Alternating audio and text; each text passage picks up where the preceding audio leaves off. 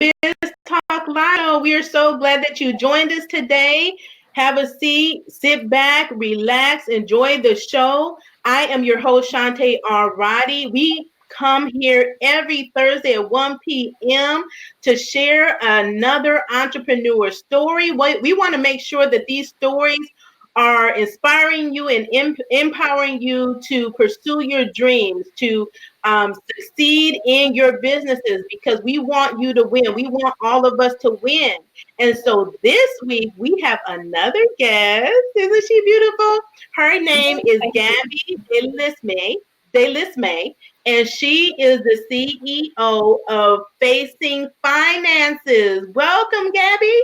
Well, thank you so much. I'm so excited to be here. Thank you for having me on the show. I am really just excited to share and be here. So thank you. I love what you're doing. I think it's awesome.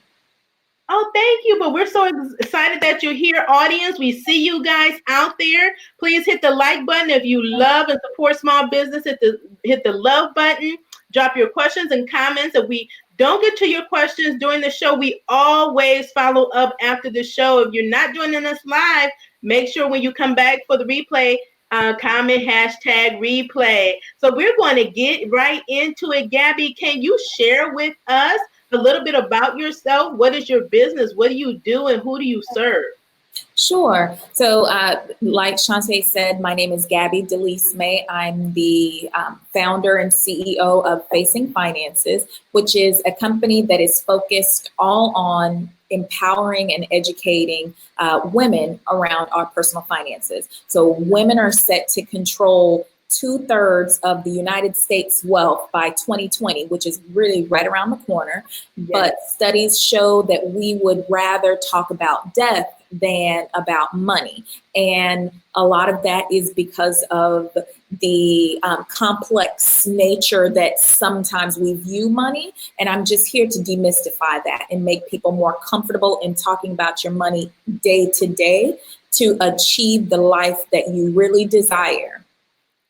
I love that. That's why we're all here. We want to live the life that we desire. And I'm with you on the money thing and the building wealth and the role that women play in it. So I really want to delve into that. So how long have you been in business?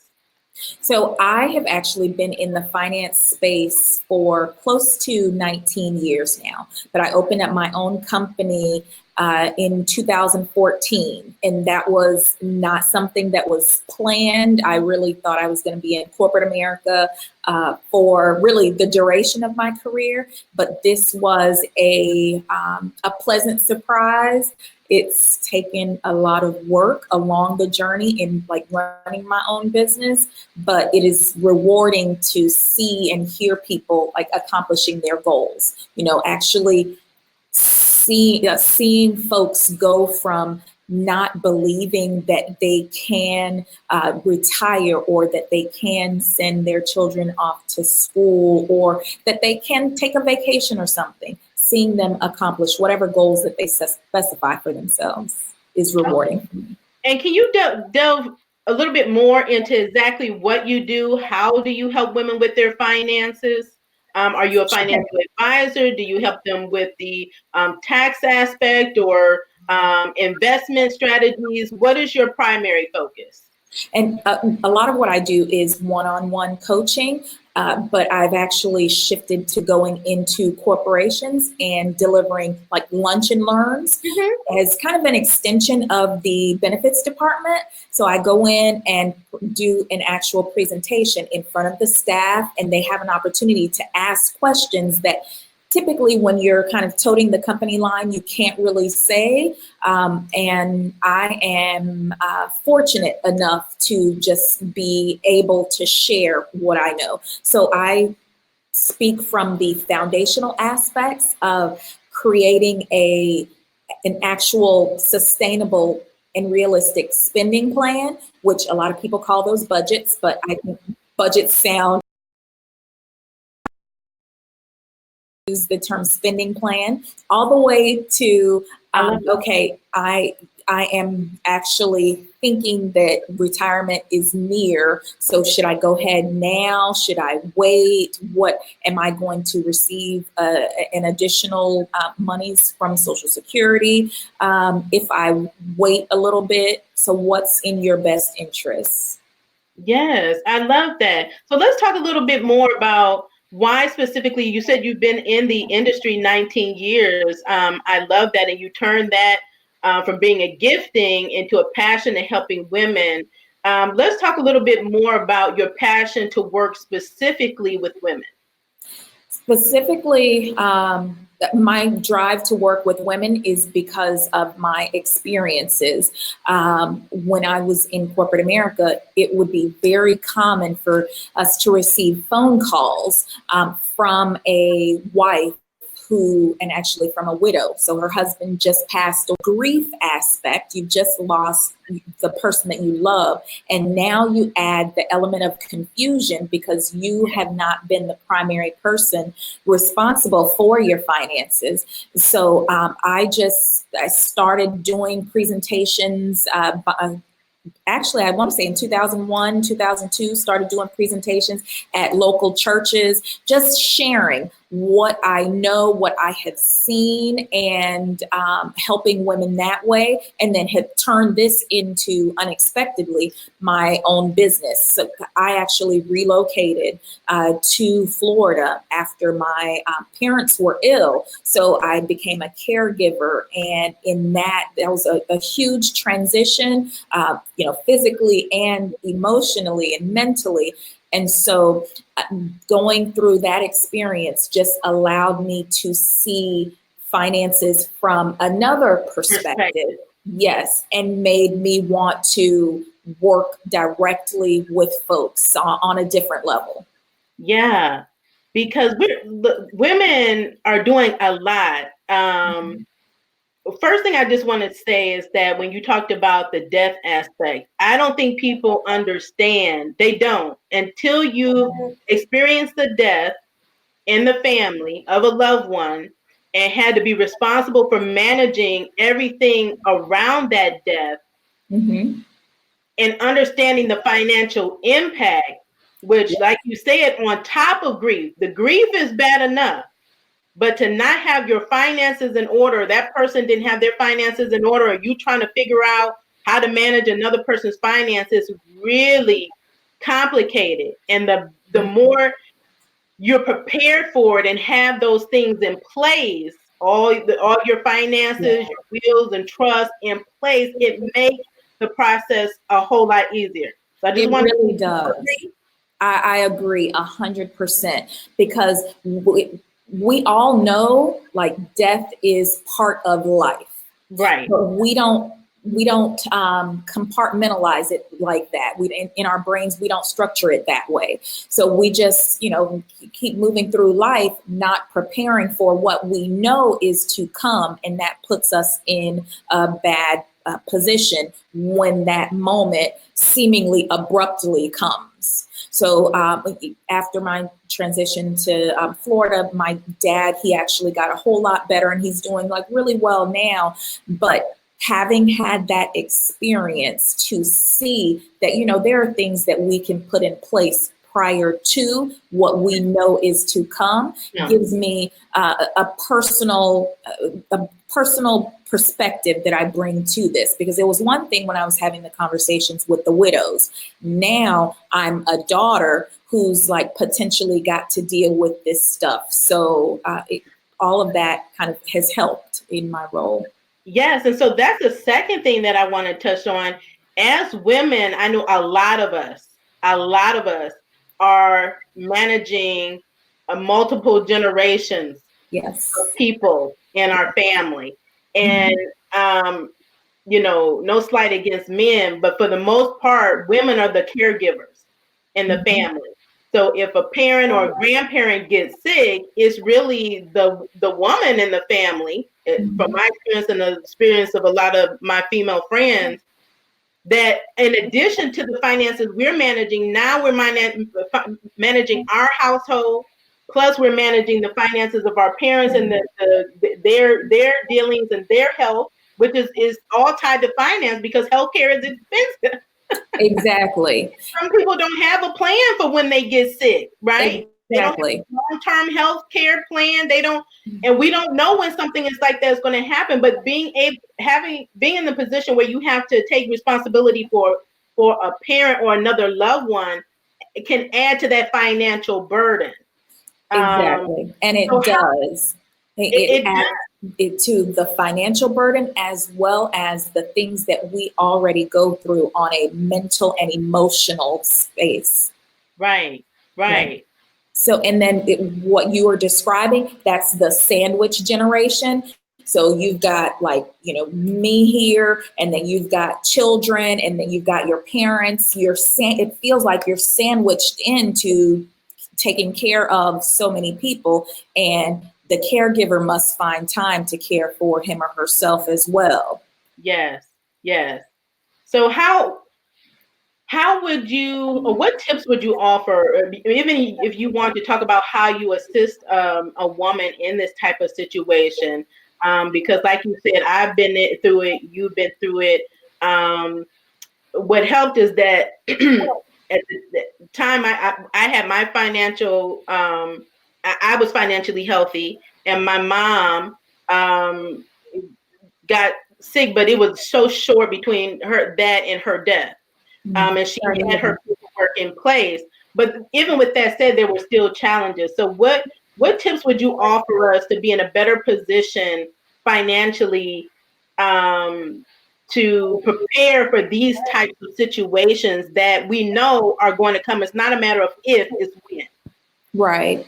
So I would definitely say to start where you are, use what you have, and do what you can. So the first thing that you want to do is you absolutely have to assess where you are, and creating a spending plan allows for you to do that.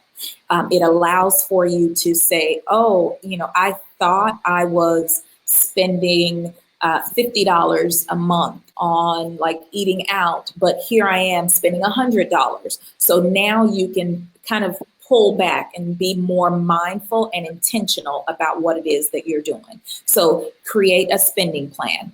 And then, so you've got your spending plan. I would say sit down and actually speak to your loved ones. What are their wishes? How do they want things handled? Have a conversation before someone gets ill, so they don't feel like it's kind of creepy that we're having this conversation right now, that, I'm sick now, because they have to be ready as well.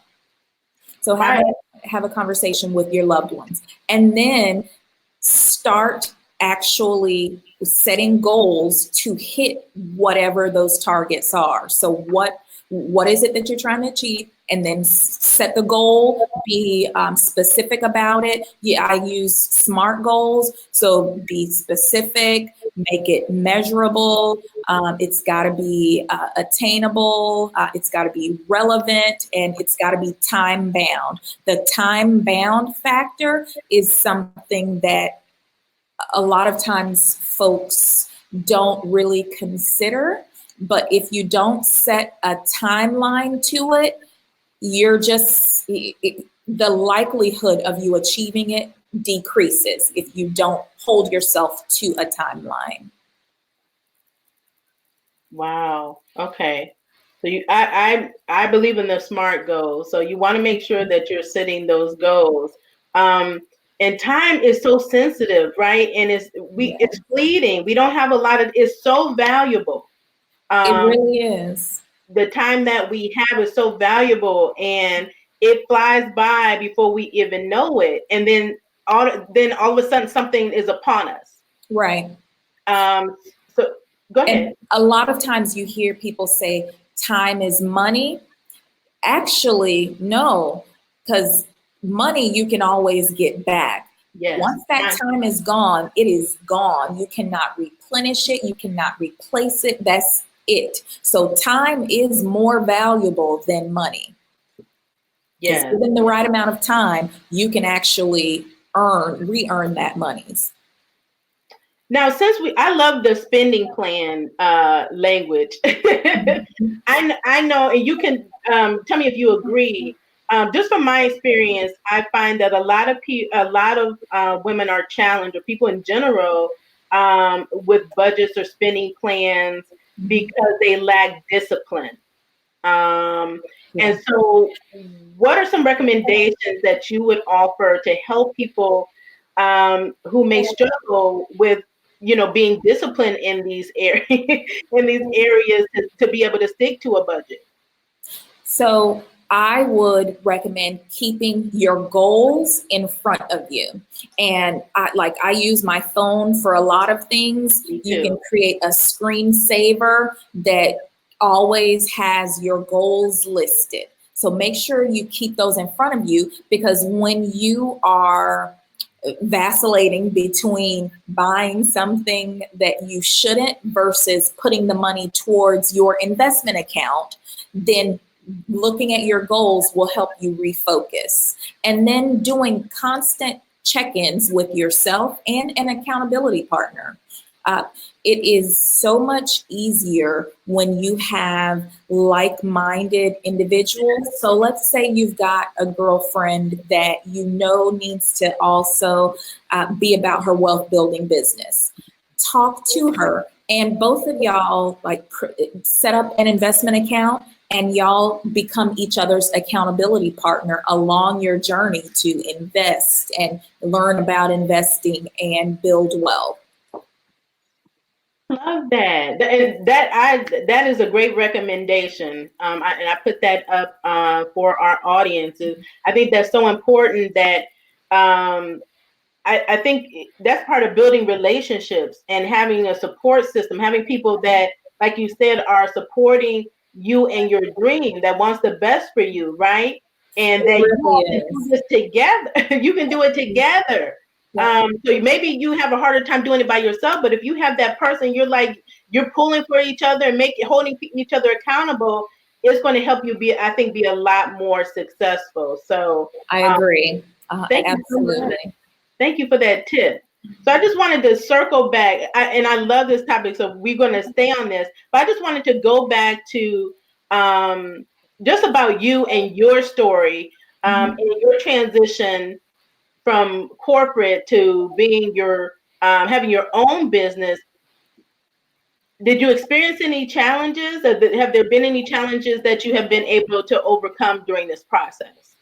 There have definitely been challenges. So I've gone from an environment where I have an assistant and a whole office staff, right? And when you are setting up your own business, typically you're doing everything yourself. And I'm fortunate to have my sisters who are part of Delisme Enterprises that also help me with really everything.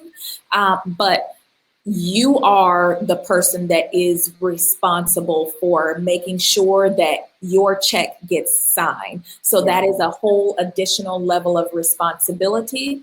It has forced me to become a better networker, because we talked about relationships as it pertains to accountability in this entrepreneur, because it can be lonely. I read a study that entrepreneurs are like the loneliest out there. They battle with anxiety, depression, isolation, all of this stuff. So it's important to have people that you can actually look to say, okay, so this person can do it, I can do it as well, because God has no respect of people. So if this person can get it and get it done, then so can I. I just need to keep pushing, and I need to stay in tune. And so along the journey, my journey with the peaks and valleys that I've experienced, I have found it so important to maintain my relationship with God, so I know that it's not about me. At the end of the day, it is so much bigger. That's good. That's good. So I wanted to just ask you also, with that being said, is there anything that you would do differently if you could start over? I would probably have gotten help earlier on. So I think for me, I've got my MBA. I kind of know what a business should look like. I think I kind of know what I'm doing. I've been in this space before. No. Running your own shop is completely different. So I would have sought the help or guidance of someone who's been in business like for, a minute and done well at it earlier on. That's definitely something that I, seek wise counsel. Yep. Yeah. Yeah, that's good. That's good. Mm-hmm. Okay, Yeah. so you had mentioned a short while ago about how you started out with like one-on-one coaching, and now that you're going into corporations.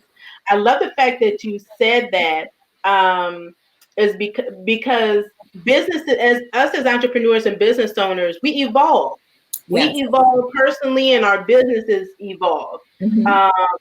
And so I just wanted you to talk a little bit about the evolution of your business and what took you from doing the one-on-one to then venturing off into corporate America, because there are so many opportunities.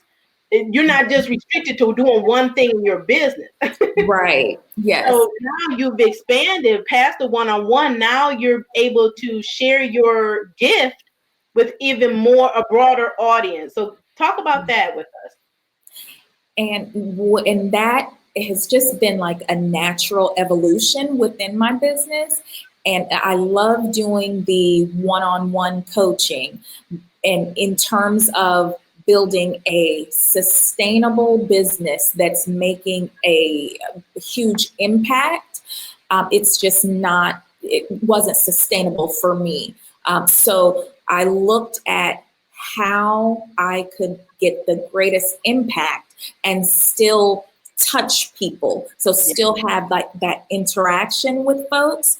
And really it came through going to corporations and being like that extension of their benefits department and talking about personal finance, because there's a gap there.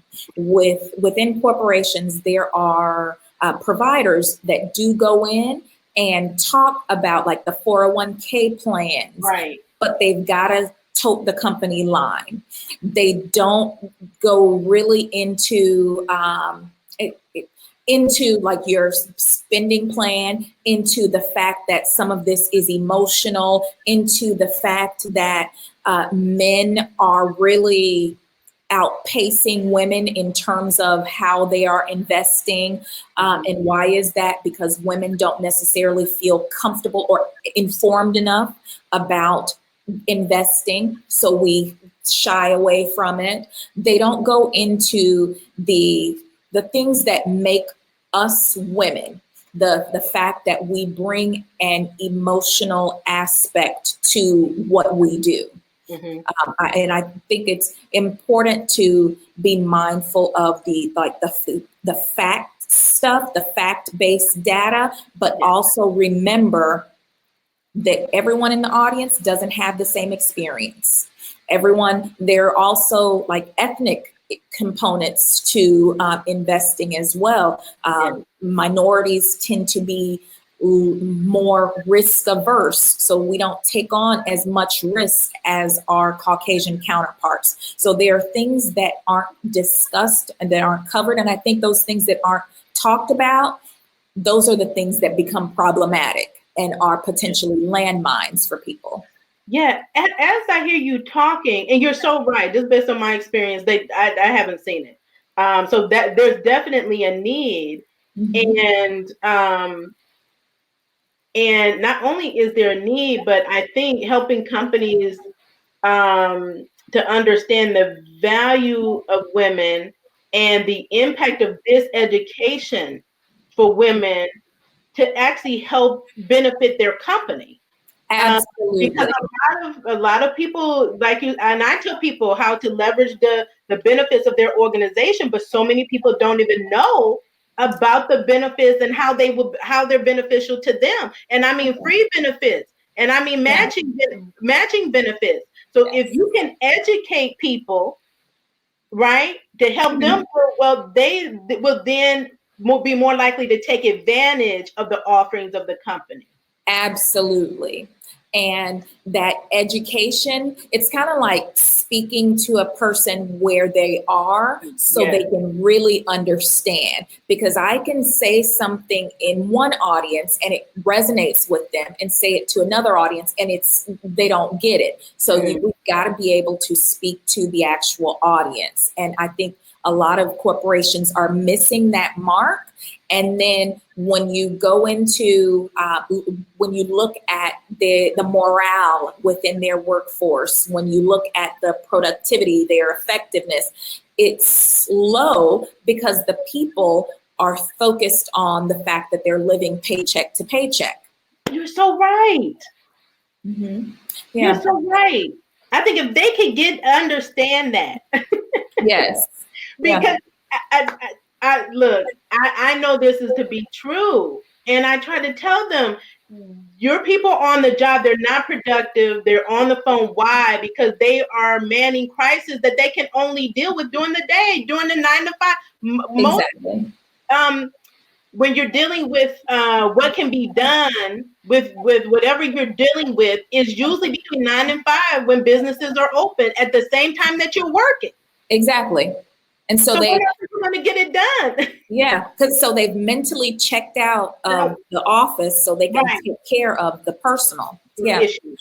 Yeah. But if there was a way where all of it kind of worked together, and I think that's how it's supposed to be.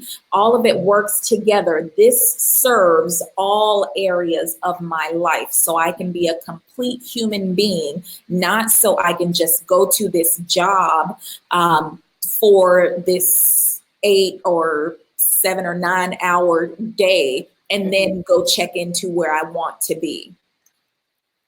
And with talking about expenses and folks focusing time during the workday, the overwhelming majority of emergencies can be resolved with $500, but not the overwhelming majority of the population does not have $500 in savings. Right. So these folks get into these payday lending situations, putting stuff on credit cards, not paying it off, interest is accumulating. It's this cycle.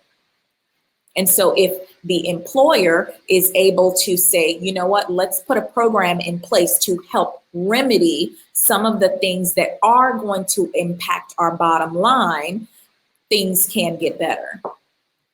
Yes. I love that. I think that is so key. And I hope every company going to implements this program, because I think it's so needed. So the thing I wanted to ask you next is, we talked about your challenges. What has been like your greatest success thus far in your business?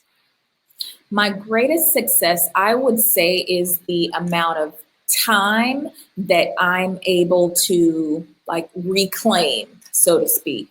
And I have a niece and nephew, they're twins, and building up a business that allows for me to really be there when I'm with them, 100% mentally checked in, playing, doing whatever it is that we are doing, instead of focused on that email that I need to respond to, or that voicemail, or whatever it is, taking care of a fire that's potentially going on, building my practice to where it allows me the freedom to spend family time. I would definitely say that's my biggest accomplishment.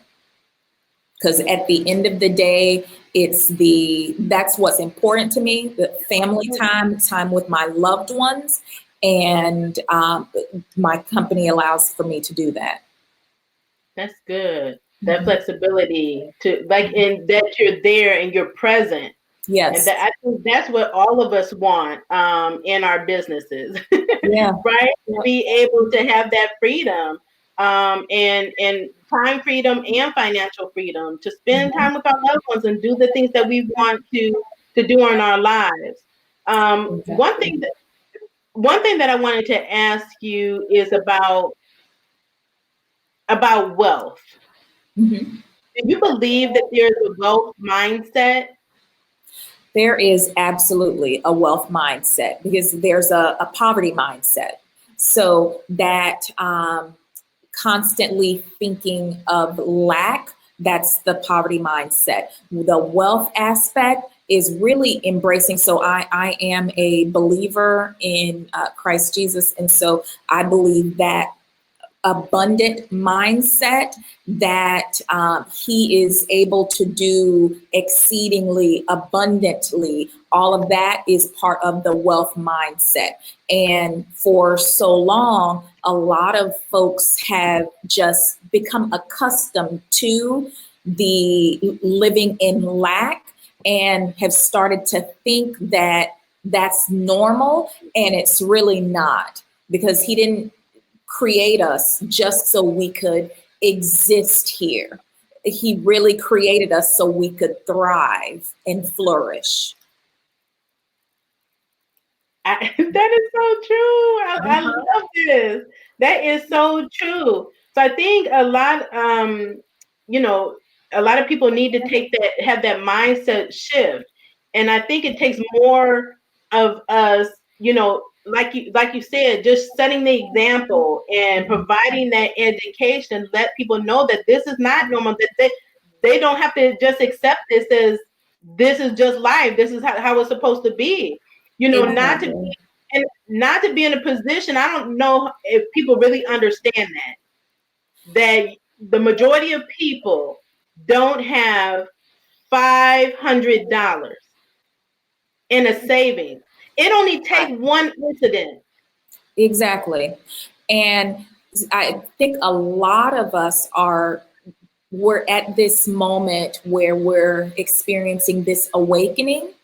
And I think it's important that as we're understanding what this really means for future generations, teaching them. I was having a conversation with someone not too long ago who also has a business and a son. I'm like, well, you can put him on your payroll, pay him, and that's a write-off for your company. That's a deductible expense. And then also you give him an opportunity to understand what earning monies looks like, and then take it a step further. Set up a Roth IRA for the person. I think her son's like 5 or 6 years old. Set up a Roth IRA, allow for him to get this growth on these monies, and teach him about this stuff. So he's earning the money, but then he's also investing it. So because investing is different than saving. So we save, in that money, you keep that money safe, so to speak. But then you also invest so you can earn a greater return on those monies. Yes. And so it's important to teach the generation that is coming up this stuff that we are experiencing now, that we're becoming aware of. Yes. I think diversification is key. It's good to have a savings, but you don't want your money to just be sitting there. Mm-mm. You want it, you want your money to make more money. You right? do. So Yeah. we need to invest. And I talk about Netflix all of the time. So who has a Netflix account? Everybody raises their hand. Now, who owns some Netflix stock? And then no hands in the room go up. Right. So it's important that we shift from this consumer mindset to a wealth building investor mindset. Am I being a responsible steward of what I have been entrusted to? Because I should be getting some sort of return on what I have been entrusted with. That's good. Yeah. And it's sad to say that we really don't, not enough of us think that way. And then like I see folks taking their kids to the bank with them, and I get so happy and excited because they're actually allowing that child to get an experience at the bank with them. So the first time they go into a bank is not when they're like 18, 19, Right. you know, teaching them all along the way. Yeah, that's so key. That's what my parents did. Taught us about money early on, but for most people, they did not. But having them actually participate in the process does so much for them. And you want to prepare them. You don't want them to be 18 just trying to figure out how to work with money. Right. Because then they're so behind.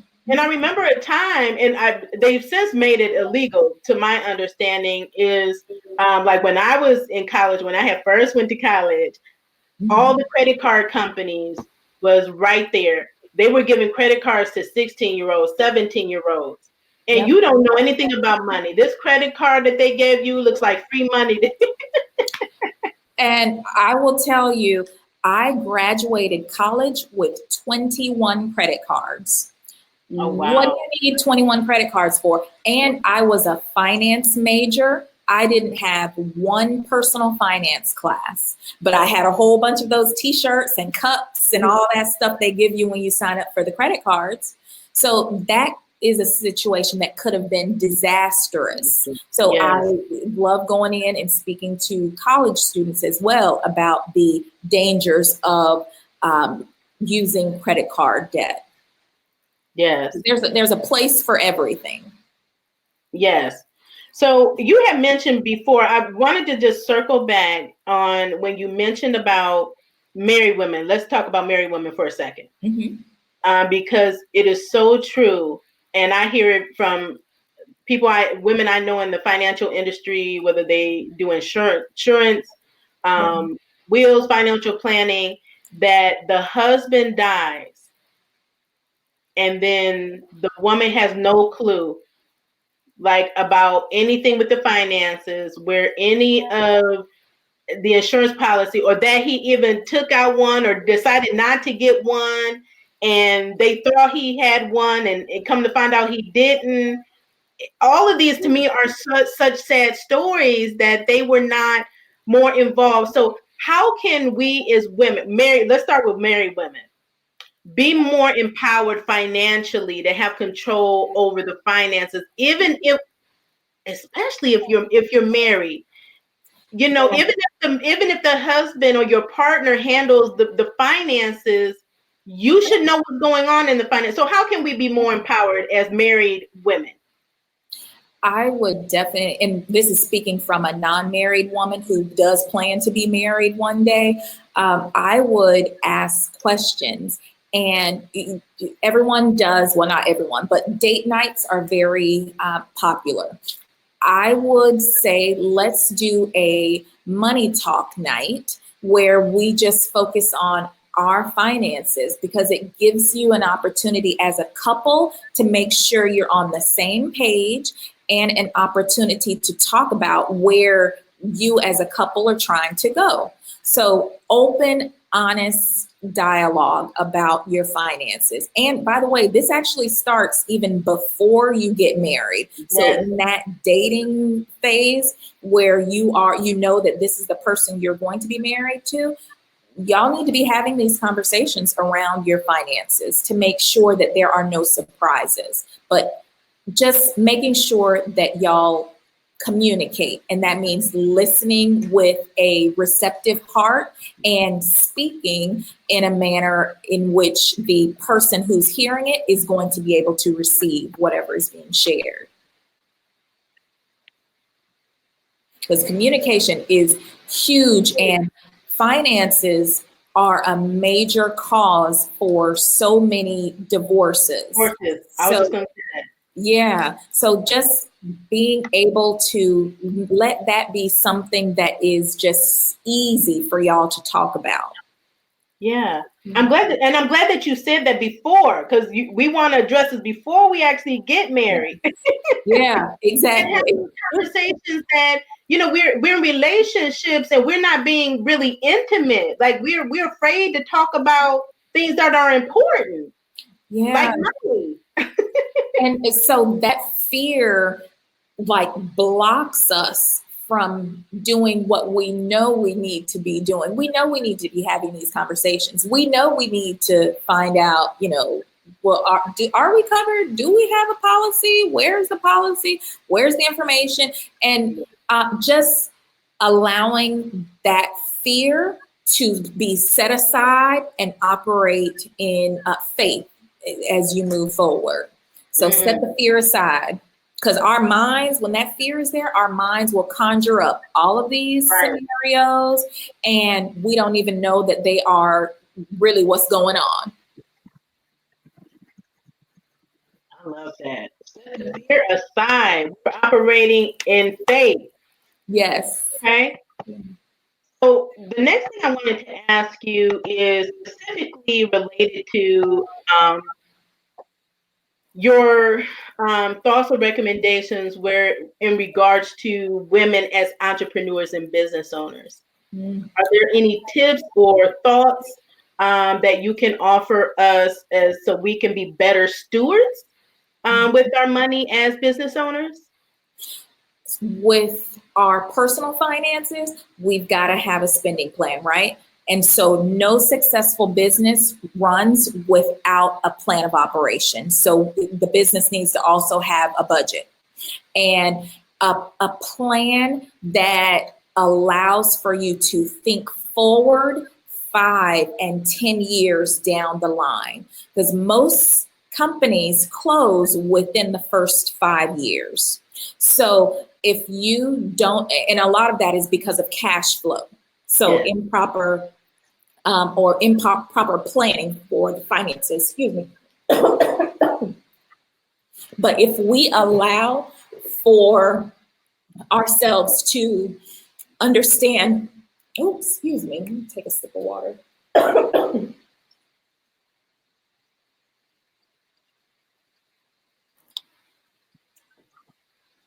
Pardon me.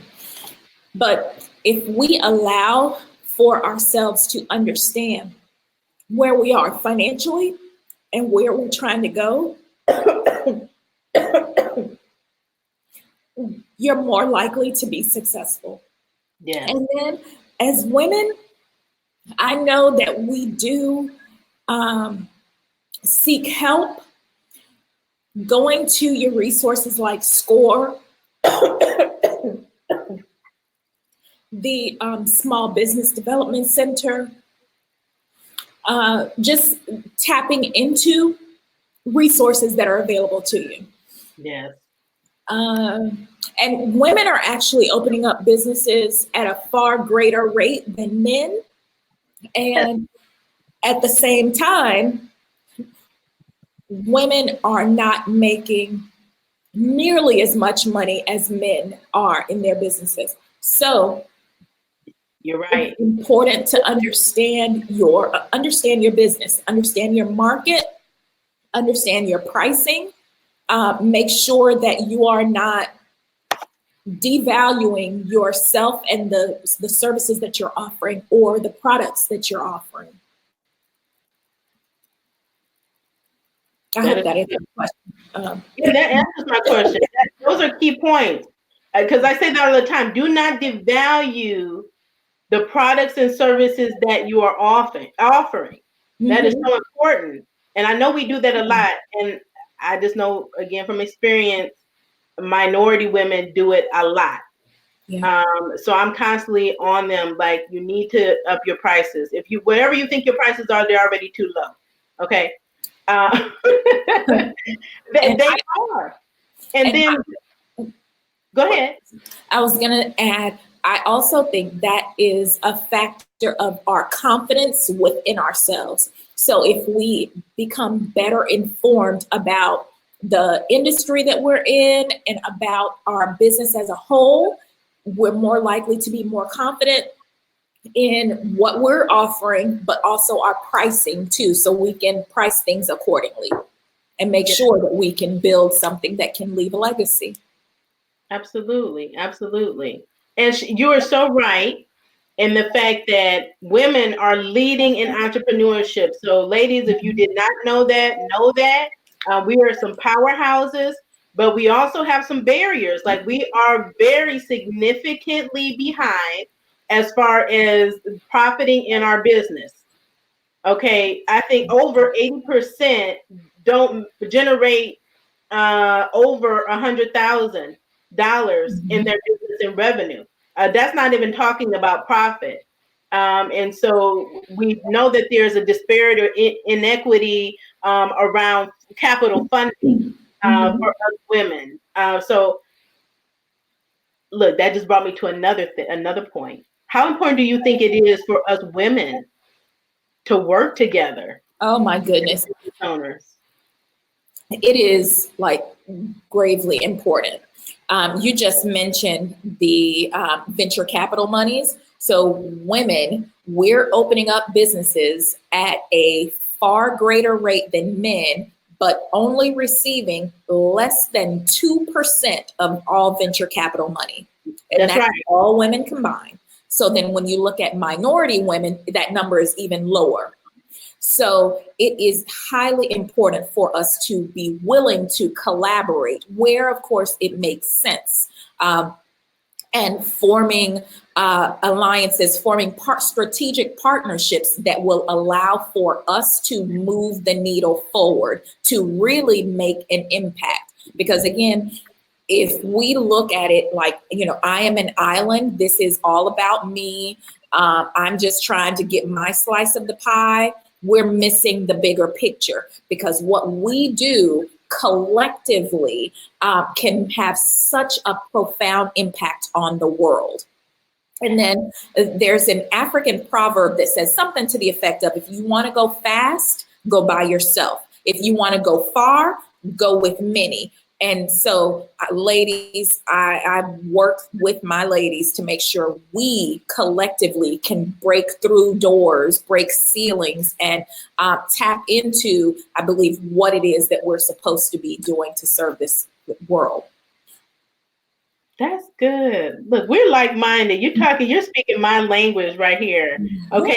We can do it, but we must work together, lady. Form alliances. Yes. Where it makes sense, collaborate, partner with each other. Be a referral for another woman. Yes. Right? Open up a door, provide a recommendation for another woman. Exactly. Okay? So we can get a lot further that way. Go ahead. Absolutely. Because there is so much opportunity out here. So when you approach it with a closed fist, just everything that you're trying to keep in for yourself also prevents things from coming into you. Whereas that free flow, you sharing, people sharing, all of this allows for everyone to prosper. Yes. Yeah. Yes. And that's what we want. We want all of us to prosper. Yes. Prosperity is available to all of us. It really is. So we don't need to hoard. My goodness. Hoard information, hoarding knowledge. No, be a giver. Be a giver. And it's going to come back. It is. It absolutely. It always comes back. And it's not a good look to be a hoarder. I don't know if y'all have seen that show Hoarders. Yes. I've caught a couple of episodes. You go into those homes, they look like some place where you don't even want to go into because you don't know what you're walking into.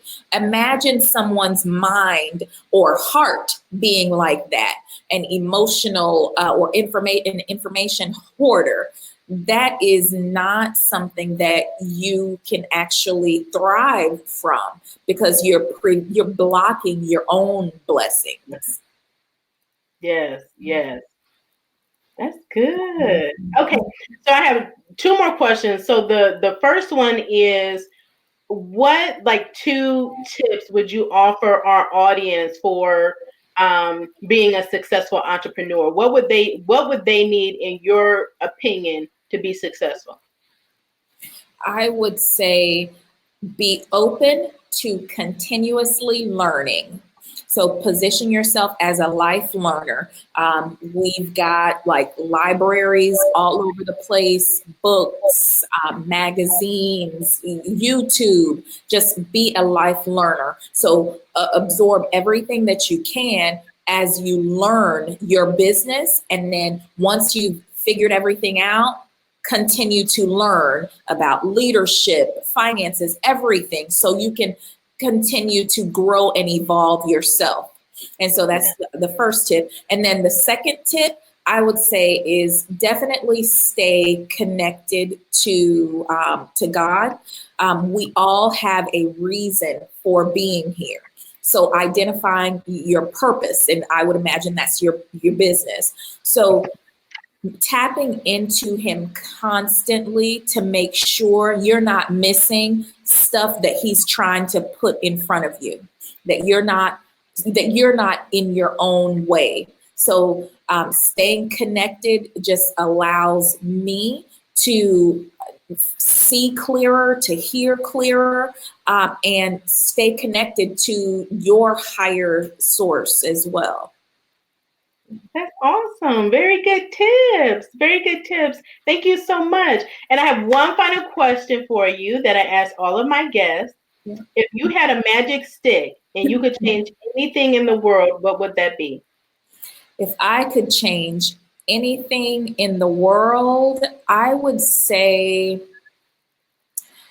the conditions of girls across the world, because girls really do impact families, impact communities, impact cultures. So changing how girls are treated in some countries, how girls are viewed, their limitations on education, to make this space really even for both girls and boys, to allow for the things that inherently make a young lady, a woman, allowing that stuff to flourish within them so they can rightfully position themselves in this world and then continue to make an impact.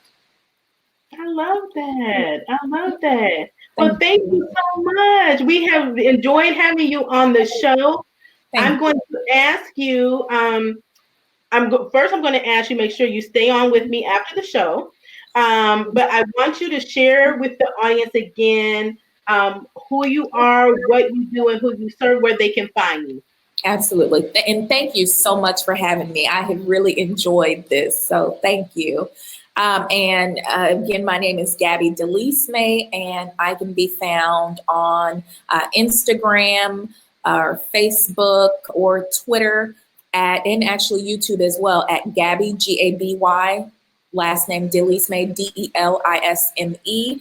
And I'm with Facing Finances, a financial education company that is really demystifying financial concepts so we as women can rightfully operate sound and well-managed homes and businesses. And you can find us at Facing Finances as well. So Facing Finances on Instagram, Twitter, and Facebook also. Awesome. Or the website is www.facingfinances.com. Awesome. And again, thank you so much, Gaby. We will have Gaby leave her information for you guys in the comments of this live broadcast.